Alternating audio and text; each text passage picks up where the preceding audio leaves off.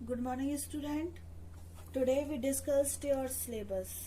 Now your syllabus is divided into three parts. First one is chemistry, second biology, and third is physics. Okay?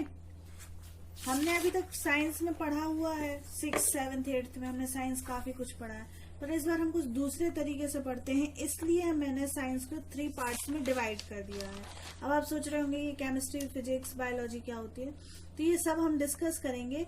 इसीलिए मैंने आपके syllabus को 3 parts में divide किया है। इसकी पीडीएफ मैं आपको अपलोड कर दूंगी, सभी लोग फेयर कॉपी में ये सिलेबस लिख लेंगे, ठीक है। केमिस्ट्री बेसिकली हम इसमें स्टडी करते हैं मैटर को, तो ये सारे चैप्टर जो हम इसमें पढ़ेंगे वो मैटर पे डिपेंड होंगे, ओके। इसी तरीके से बायोलॉजी, जो कि एक फंडामेंटल यूनिट्स हमारी लाइफ से रिलेटेड है और एनिमल लाइफ और उससे रिलेटेड फैक्ट्स बताती है, तो बायोलॉजी में हम ये सारे चैप्टर्स पढ़ेंगे। इसी तरीके से फिजिक्स में मोशन और उसके लॉ पढ़ते हैं, इसलिए हमने फिजिक्स को यहाँ अलग डिवाइड किया हुआ है, ओके। चलिए देख लेते हैं हमारा फर्स्ट चैप्टर क्या कौन सा है। तो today we start chemistry. Now we discuss your chapter 1 matter in our surrounding. Firstly अब हमें ये समझना होगा कि हम पढ़ने क्या जा रहे हैं। मैंने अभी आपको कुछ बताया, मैंने आपके सिलेबस को डिवाइड किया किसमें, 3 पार्ट्स में, जिसमें से हम फर्स्ट चैप्टर आपका डिस्कस कर रहे हैं, ठीक है। और मैंने आपको ये भी बताया कि ये केमिस्ट्री का फर्स्ट चैप्टर है, ठीक है, जिसमें हम मैटर के बारे में पढ़ेंगे। तो फर्स्टली हमें ये समझना जरूरी है कि मैटर क्या है। तो आपका जो चैप्टर फर्स्ट है वो बता रहा है कि मैटर हमारे चारों तरफ प्रेजेंट है, बट क्या है, कैसा है, वो हमें समझना है, ठीक है। तो in this chapter we discuss about deeply in matter. Firstly आपको ये समझना जरूरी है कि हमारे जो चारों तरफ प्रेजेंट है जो सभी चीजें हैं वो किसी ना किसी मटेरियल से बनी हुई है, किसी ना किसी मटेरियल से बनी है, और उस मटेरियल को ही साइंटिस्ट ने क्या नाम दिया है, मैटर, ओके। मैटर कुछ भी हो सकता है, आपकी pen, book, pencil, air, water, anything जो भी आपके सराउंड में प्रेजेंट है वो मैटर है, ठीक है। चलिए देखते हैं आपकी बुक के अकॉर्डिंग क्या है। Everything in the universe is made up of material, मतलब इस पूरे यूनिवर्स में जो भी बना है वो किससे बना है, मटेरियल से, which scientist have named matter, okay. मतलब जिसको साइंटिस्ट ने क्या नाम दिया है, मैटर। तो हम ये कह सकते हैं according to your book, everything is this universe is made up of material which scientists have named matter. Understand? अब देख लेते हैं, थोड़ा सा समझते हैं कि और कैसे। The air we breathe, the food we eat, stone, cloud, star, plants and animals, even a small drop of water or a particle of sand, everything is matter. Understand? मतलब कोई भी चीज हो, चाहे वो एक स्मॉल ड्रॉप वाटर की हो या स्मॉल पार्टिकल सैंड का हो, सब चीजें किस चीज से बनी है, मैटर से।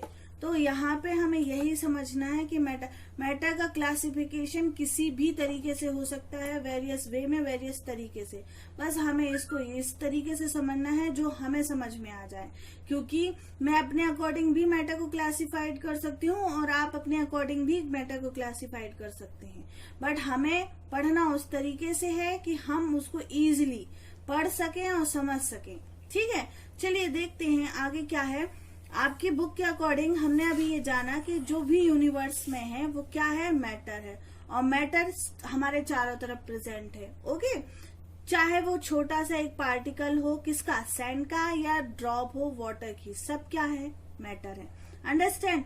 इसी तरीके से पुराने लोगों ने जिन्होंने सर्च किया और इसके बारे में जानने की कोशिश की, उन्होंने भी कुछ चीजें खोजी, तो उन्होंने क्या देखा, उन्होंने एक वर्ड दिया, उन्होंने एक नाम दिया है पंच तत्व। पंच तत्व हमने सुना भी है कि सभी कहते हैं कि ह्यूमन बॉडी या हम सब किससे बने हैं, हम लोग पंच तत्व से बने हैं, पंच तत्व में विलीन हो जाना, ये सब हमने काफी टाइम से सुना भी है, बट है क्या चीज, इसको हमें समझना होगा। तो पुराने लोगों ने जब मैटर की खोज करनी स्टार्ट की, जो पुराने साइंटिस्ट वगैरह थे, फिलोसफर थे, उन्होंने जाना कि ये मैटर क्या है, उन्होंने भी खोज की होगी। ऐसा तो है नहीं कि अभी अपन पढ़ रहे हैं तो बस अभी से ये टॉपिक स्टार्ट हुआ, ये काफी टाइम से डिस्कस हो रहा होगा ना। तो पुराने जो लोग हैं, जो फिलोसफर हैं, उन्होंने डिस्कस किया कि व्हाट इज मैटर।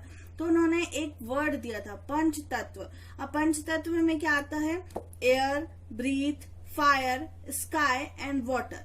ये पांचों चीजें मिलकर क्या बनाती हैं, पंच तत्व। ठीक है, ये हर किसी में प्रेजेंट होता है। तो जो पुराने साइंटिस्ट थे, उन्होंने ये बोला कि जो भी कोई भी जो मैटर है जो इस अर्थ और यूनिवर्स में प्रेजेंट है, वो इन 5 चीजों से मिलकर बना है। ठीक है ना। तो वो ये कहना चाह रहे थे कि कोई भी बॉडी, जो चाहे वो इंसान की हो, लिविंग हो, नॉन लिविंग हो, या किसी भी चीज की हो, वो 5 तत्वों से बनी गई है, जिसको क्या बोला गया है, पंच तत्व, जिसमें है air, earth, fire, sky and water. Understand. तो उसी पे उन्होंने बेस्ड ये थ्योरी बनाई थी अपनी। ओके, फिर थोड़ा टाइम बदला, न्यू मॉडर्न जमाना आया, तो फिर उन्होंने क्या किया, जो मॉडर्न टाइम था इसमें उन्होंने क्या किया, काफी चीजों को इन्वेंट किया। तब मॉडर्न जमाने में जब साइंटिस्ट ने फिर से मैटर पे सर्च किया, तो उन्होंने मैटर के लिए 2 कैटेगरी क्लासिफाइड कर दी कि मैटर 2 तरीके से क्लासिफाई होता है। कौन कौन सा, फर्स्ट वन है फिजिकल प्रॉपर्टी और सेकेंड वन है आपका केमिकल प्रॉपर्टी। फर्स्ट है फिजिकल प्रॉपर्टी एंड सेकेंड है केमिकल प्रॉपर्टी। ठीक है, या केमिकल नेचर। दैट मीन्स अगर हम फिजिकल उसकी प्रॉपर्टी के बारे में पढ़ रहे हैं मैटर की, तो वो आप पढ़ेंगे फिजिक्स में, एंड इसी तरीके से जब उसका आप केमिकल नेचर पढ़ रहे हैं तो वो आप पढ़ेंगे केमिस्ट्री में। तो इस तरीके से उन्होंने साइंस को भी डिवाइड किया और मैटर्स की प्रॉपर्टीज को भी। अंडरस्टैंड। तो इन दिस चैप्टर हमने अभी पढ़ा कि मैटर क्या है। सबसे पहले अभी हमने मैटर के बारे में जाना, मैटर के बारे में हमें काफी चीजें पता चली कि यूनिवर्स में सारी चीजें किससे बनी हैं, एक मटेरियल से बनी है। मटेरियल को क्या नाम दिया गया है, मैटर। ठीक है, फिर यूनिवर्स में क्या क्या हुआ, पंच तत्व क्या है, जो अर्ली प्रोफेसर फिलोसफर थे उन्होंने क्या डिस्कस किया, और मॉडर्न हमने जो डिस्कस किया है वो क्या है, फिजिकल एंड केमिकल नेचर क्या है, ये सारा हमने डिस्कस किया। ओके, इसी के साथ अब हम देखते हैं कि मैटर की डेफिनेशन क्या है, क्योंकि अभी हमने इतना कुछ जाना, मैटर के बारे में समझा, अब हमें ये जानना है कि मैटर एक्चुअली है क्या। तो एक डेफिनेशन जो हमें क्लियर करे हमारे दिमाग में कि व्हाट इज मैटर, एक डेफिनेशन से हमको क्लियर होना चाहिए कि this is called matter. Okay, तो हम फर्स्टली देख लेते हैं कि मैटर की डेफिनेशंस क्या है। तो मैटर की definition, according to me, the substance from which the physical objects are made are called matter. Okay, फिर से again, the substance from which the physical object are made are called matter.